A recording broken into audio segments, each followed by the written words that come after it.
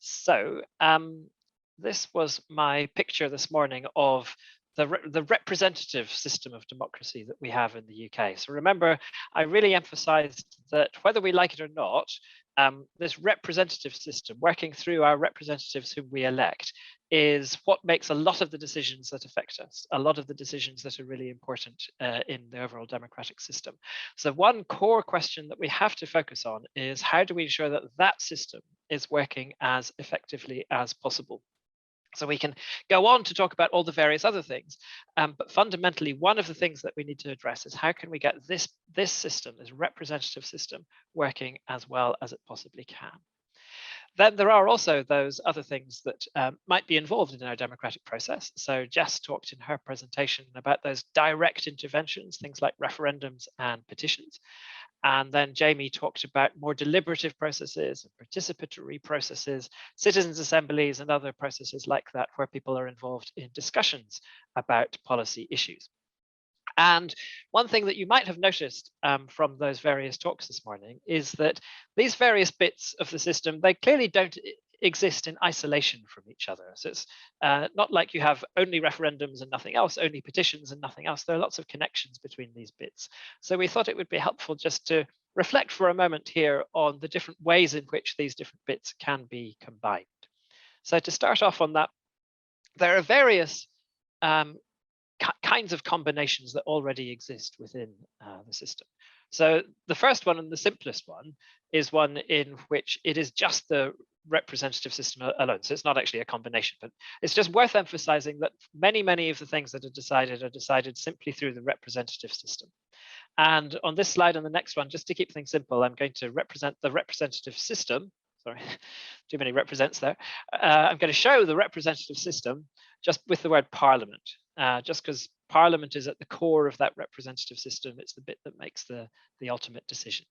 So many issues are decided simply through the representative system with the people we elect making those decisions.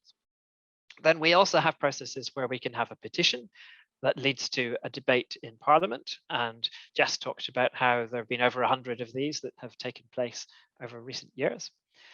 We can have cases where Parliament decides to hold a referendum on something.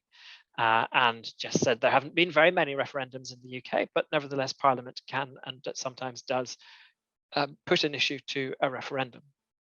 And then also we have cases where Parliament decides to call a citizens' assembly, and the Citizens' Assembly formulates its recommendations, makes its recommendations, and then those then go back to Parliament for final decision. So those are processes that we already have. And one thing you might notice about those is most of them start with Parliament.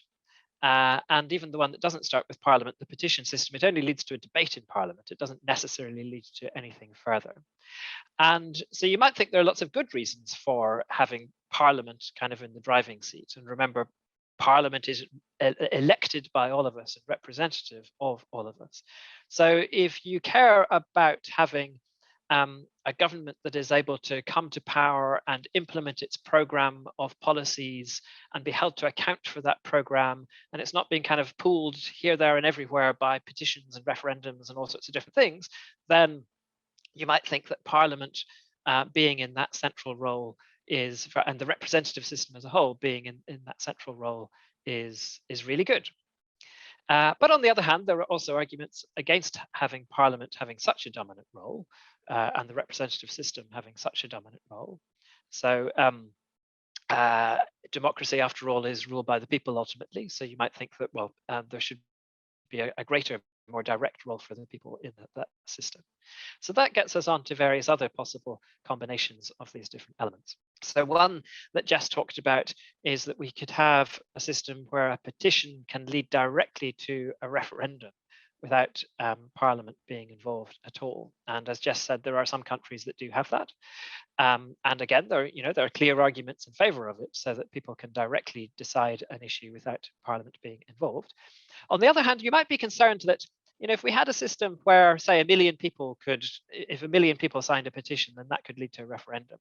Then there might be 1 million people who really care about this issue, but everyone else doesn't really care about it. And then we get to a referendum and we have the campaign and we have the two sides kind of shouting at each other quite a lot.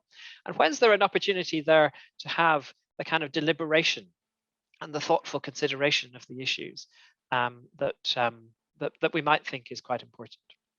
So another way of doing it could be, well, maybe a petition could lead to a citizens' assembly on an issue. So there is an opportunity for deliberation. And then that citizens' assembly maybe it would have the power to call a referendum if it's thought that would be a good thing. Or maybe its recommendations would go to Parliament and Parliament would consider the matter. So there would be that mechanism whereby people can start the process through a petition, but then it could lead to various other outcomes. Again, you might be concerned that, well, all sorts of things can get enough signatures on a petition, and citizens' assemblies, citizens' assemblies are quite big things. They're quite complex things. You can't have that many of them. And if you just have petitions leading to citizens' assemblies, some of them might be on things that actually most people don't really care about at all and are not really important. So maybe it would be better to have a more kind of deliberative approach, even at the start of the process as well.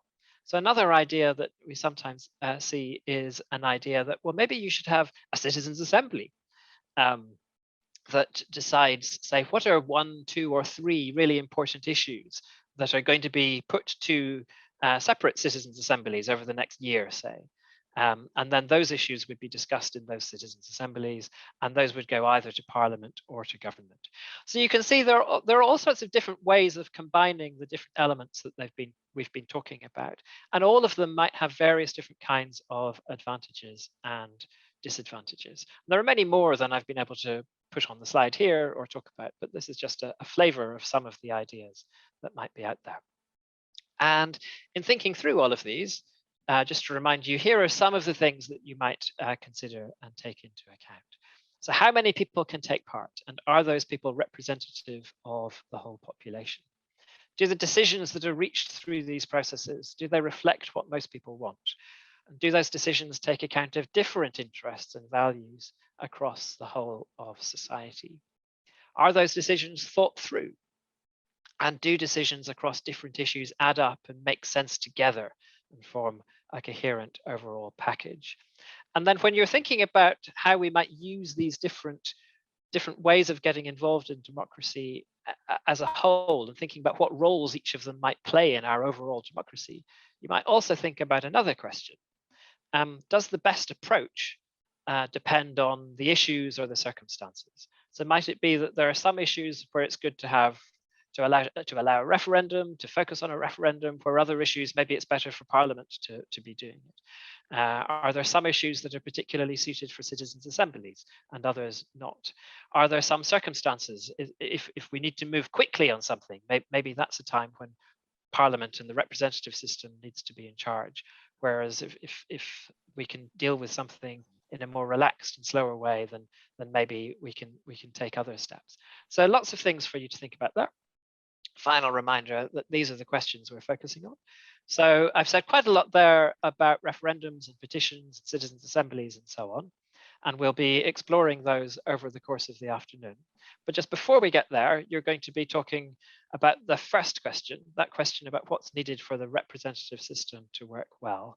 And just let me emphasize it one more time, because I think it is really, really important.